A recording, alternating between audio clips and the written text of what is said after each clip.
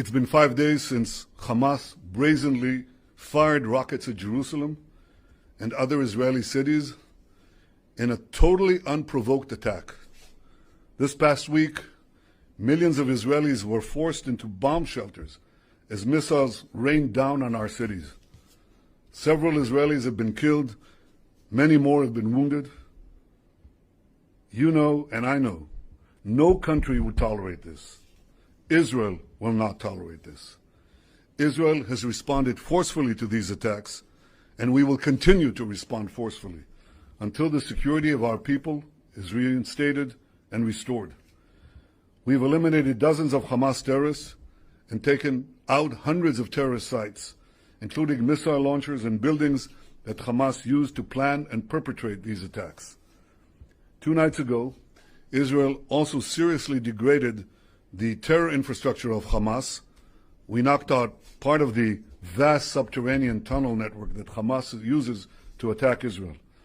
I want to remind the world that in firing on our cities, Hamas is committing a double war crime. They're targeting our civilians and hiding behind Palestinian civilians, effectively using them as human shields. As always, Israel is doing everything possible to protect our civilians and keep Palestinian civilians out of harm's way.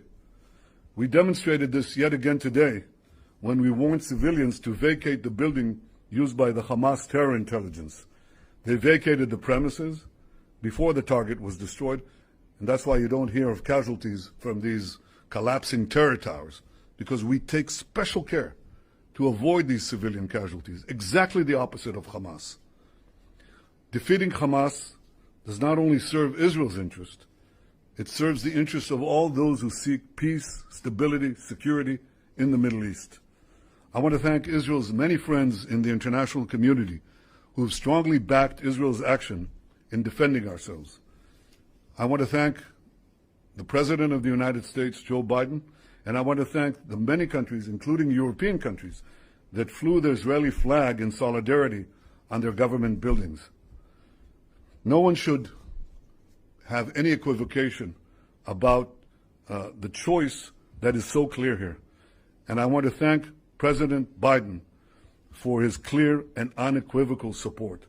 You cannot equate a democracy that values life with a terror organization that glorifies death.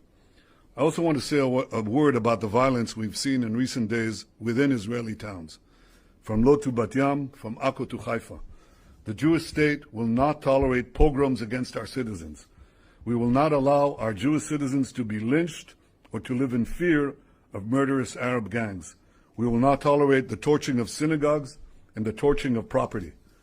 At the same time, we will not allow Jews to take the law into their own hands and attack innocent Arabs or lynch an innocent Arab. There was one such case, such effort. We won't allow these attacks on innocent civilians, Arabs and Jews alike. To tolerate this unacceptable vigilantism and violence is to pave a way to anarchy. Israel is the Jewish and democratic state where all our citizens, Jews, Arabs, and everyone else, are equal before the law and will receive equal protection from those who enforce the law. I am fully confident that Israel will be able to deal with these threats from without and these threats from within. I'm confident in our army, I'm confident in our police, and above all, I'm confident in the resolve and determination of the people of Israel. Just as we've always done, we will weather this storm and emerge stronger than ever. Thank you.